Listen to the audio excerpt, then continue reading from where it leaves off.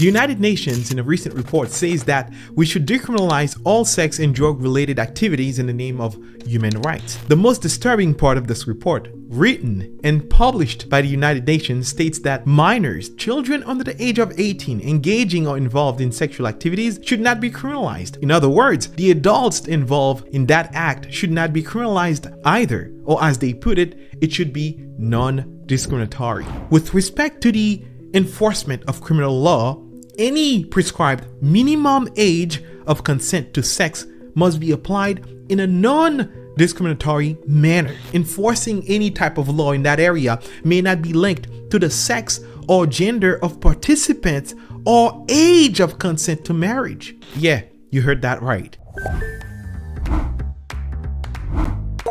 Alright guys, welcome back to the channel. It's been a minute since I've done a video like this, and I think this is the proper format for it, and there's no other way for me to convey that message and to kind of like show you guys what's happening in the world and how far from truth we have fallen as a society, how far from truth the world and world leaders have just fallen into depravity. That's what this is. It's about depravity.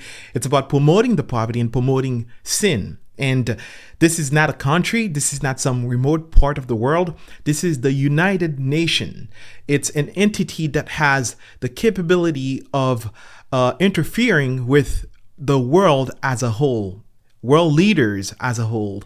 So what they do and what they say kind of weigh in a lot on the world. And it's not the first time that, they've tried things like this. So this is the latest, and I guess with the gender ideology movement and the gender identity movement and the trans LGBTQ movement, this is, I think, in support of all of this. And the United Nations just came out with this report. It's the UN AIDS that came out with a report. It is a crazy report. It is shocking. It is disturbing. So this report, let me bring it up for you guys. The report is called The 8 March Principles for a Human Rights-Based Approach to Criminal Law Prescribing Conduct Associated with Sex, Reproduction, Drug Use, HIV, Homelessness, and Poverty. And they kind of throw homelessness and poverty on there, and I'll prove it to you guys that this is just for show, that homelessness and poverty just kind of got thrown in there just so that they could make it kind of like a human rights issue. But this is nothing less than a manifesto or a declaration, if you will, of the gender identity movement. And they make sure that they state that very clearly. And the level of depravity that this document has, to me, it's unbelievable. Some of the things that I read on there, it's absolutely dark. It's completely anti-God and anti-Christ. It is satanic and demonic in nature. But when you live in a society where truth is no longer truth and truth is what's wrong and what's wrong is what's true, then that's what you have. You live in a woman's 18 through 32 society. Everybody's blind. Everybody call God Satan and Satan God. Everybody call illegal legal and what's legal illegal. And that's what this document is all about. So let me show you guys exactly the introduction of this document. The introduction reads, criminal law is among the harshest of tools at the disposal of the state to exert control over individuals. As such, it ought to be a measure of last resort where other, less restrictive means of achieving legitimate interests are insufficient. However, globally, states have exhibited a growing trend towards over-criminalization. They are setting the tone here to show that states have too much power. Then maybe us, the United Nations of the world, we should decide what states should do. We should decide what the United States, what the Western world should do when it comes to those issues. And right there in the third paragraph, they went on to note injustice. Of course, we live in a world where everybody is seeking justice. So the unjustified criminalization of individuals and sometimes entire communities. The word communities here is a technical term, and it does not include the Black community. It doesn't include the white community. It doesn't include the Asian community.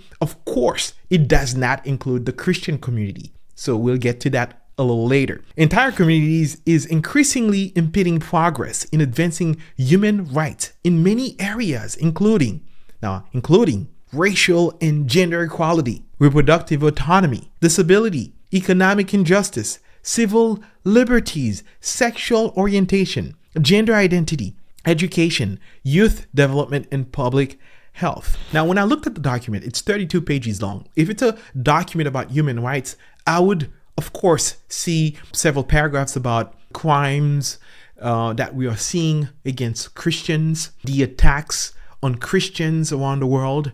Of course, I would see probably a paragraph about homelessness, about poverty, right? So I did a search for the terms gender identity, and gender identity came up 16 times in that document. The term gender expression, it was repeated 15 times. The term sexual orientation, 10 times. The word sexual, 51 times. The word abortion, 16 times. And the word homelessness, 5 times. And every time it was repeated, it was part of a list.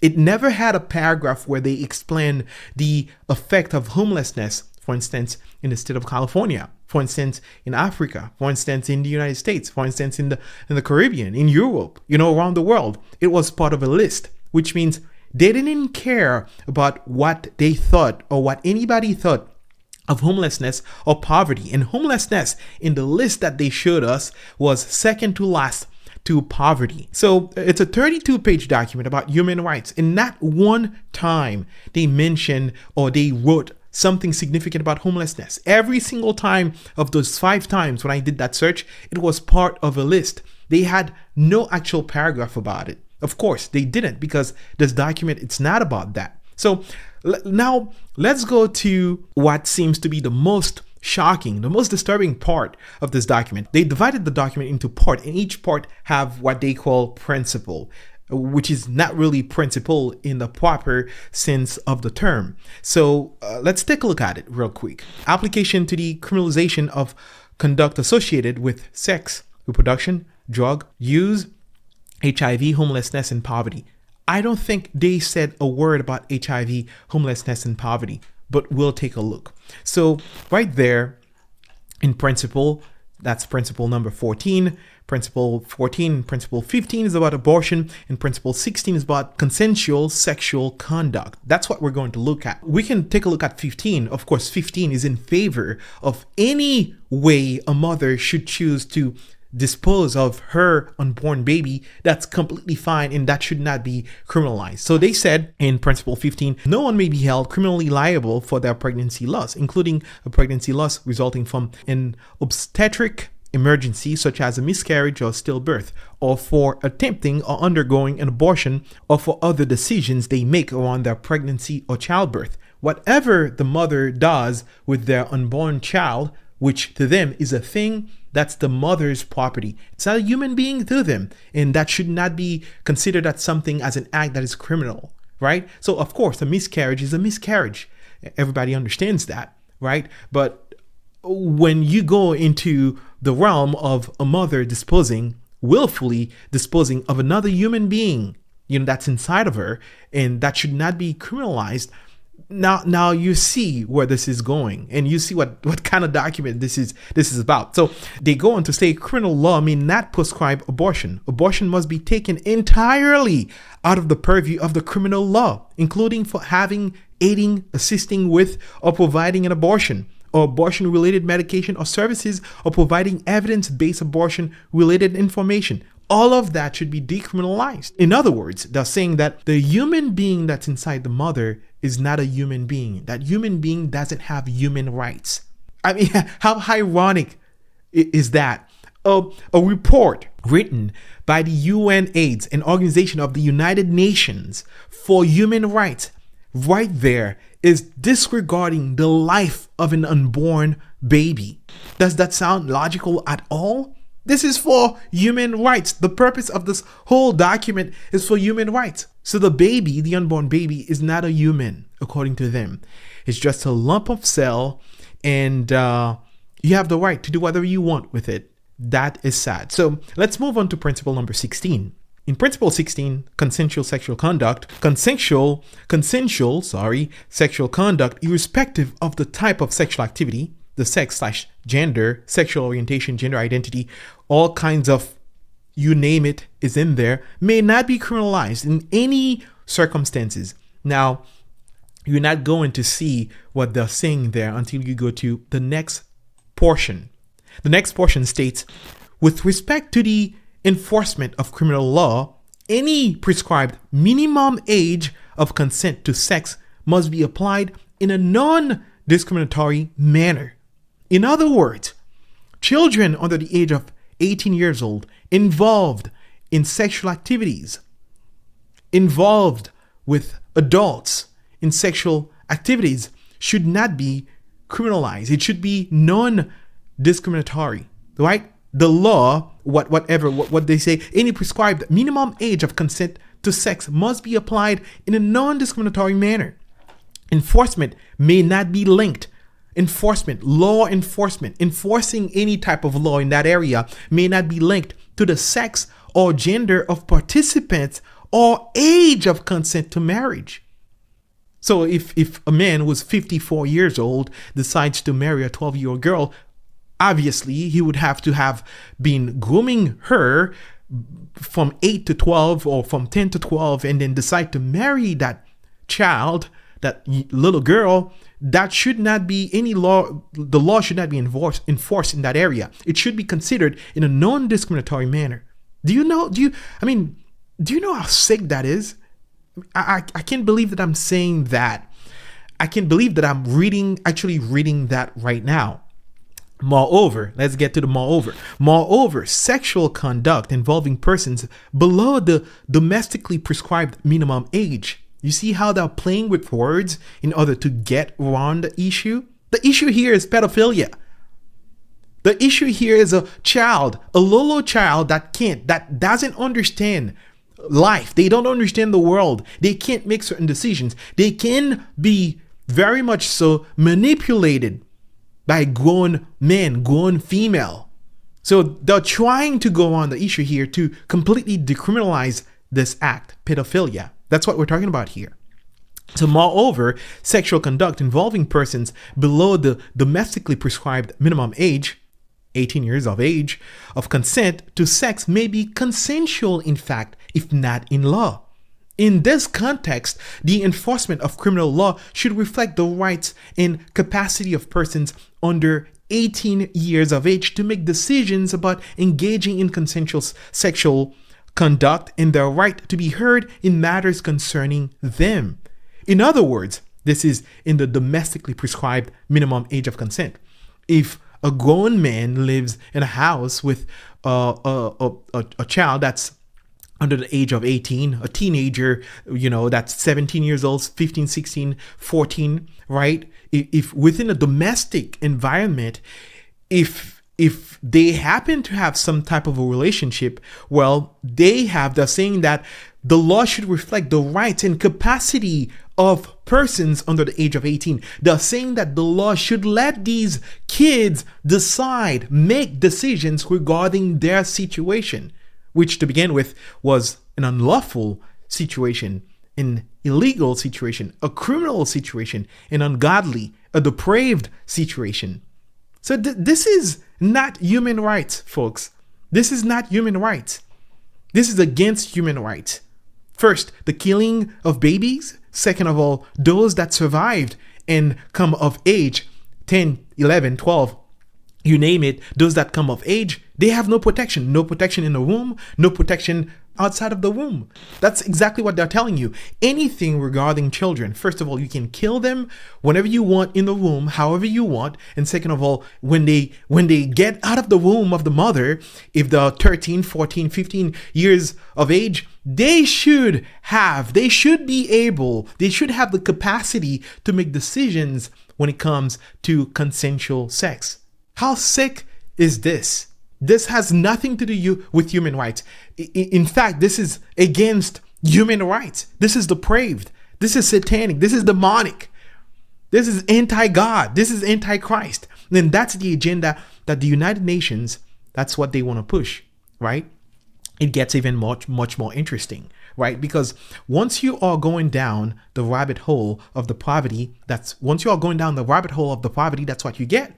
Once God abandons a nation, a world, a society, he gives them over in their mind. Everything that they think about, every initiative that they think about, in their mind, they think that they're doing something that's right. But it's completely wrong. It's completely antithetical to logic, completely antithetical to morality. Now, let's go back to principle number 17. And I'm not even sure like this is going to be able to be posted on YouTube. I have my Rumble. So in the video description, you guys get on Rumble. It's going to be on Rumble. I'm going to publish it on Rumble, of course. And it's going to be on my Patreon as well. So subscribe. And when you guys get a chance, and subscribe, and in case this gets taken down, I'll post it on my Rumble and also on my Patreon. So principle number 17. When I was reading that, is just, I mean, to me, this is, I can't, that's why, I graduated from New York University with a bachelor's of science in electrical and electronics engineering. I don't really talk about, that side of my life because I've come to realize that your level of education, I've come to realize that as I'm studying the Word of God and I'm looking around the world, what's happening in the world and who are making certain decisions, these are people who went to some of the best universities. They have some of the, greatest education from a human standpoint. And yet they are foolish. These people are foolish.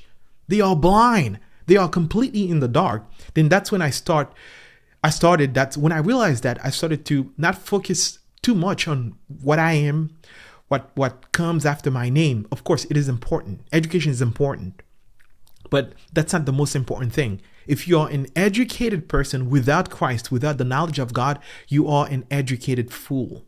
That's what you are. And educated fools gave us that document we are going through right now. They have to be educated fools, right? For you to say that a breathing, heart palpitating being that's inside a woman is not a human being. An educated fool would say that. That's Psalm 14. The fool says in his heart, in mind, that there's no God. I can do whatever I want.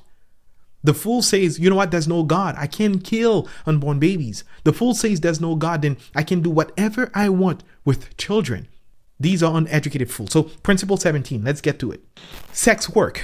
This is the legalization of prostitution. And they are blatant, clear. They don't want you to read between the lines here.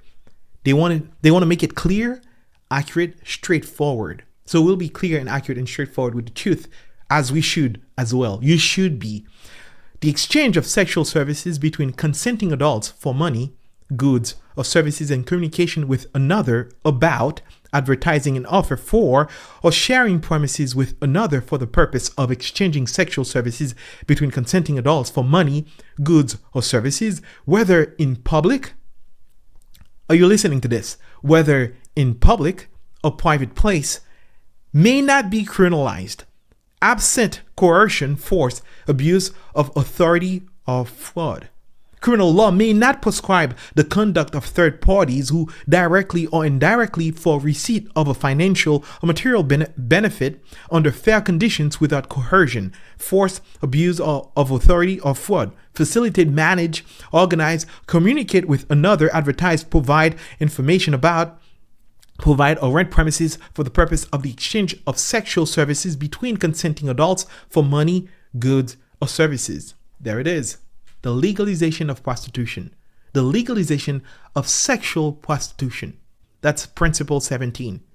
And that's the special part of the report. And that's why it's special. It's because it's the most depraved part of the report. And you guys could definitely try and read this on your own.